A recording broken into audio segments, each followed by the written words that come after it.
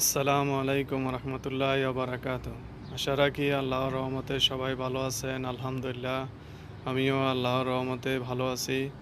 তো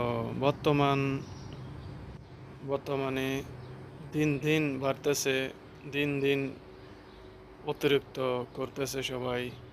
যারা ছবি তোলেন ভালো কথা, ফেসবুকে নিজের বউর সাথে ছবি তুলে ফেসবুকে ছেড়ে দেয়, মেয়ের সাথে, মায়ের সাথে, বোনের সাথে, ভাগ্নির সাথে ছবি তুলে তুলে ফেসবুকে ছাড়ে এবং সোশ্যাল মিডিয়ায় মানুষকে দেখায়।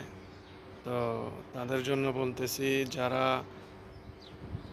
সোশ্যাল মিডিয়ার মাধ্যমে মহিলাদেরকে দেখান এবং পরপুরুষকে দেখার সুযোগ করে দেন, তারা যে ভুল করতেছেন তারা কি জানেন? তো যারা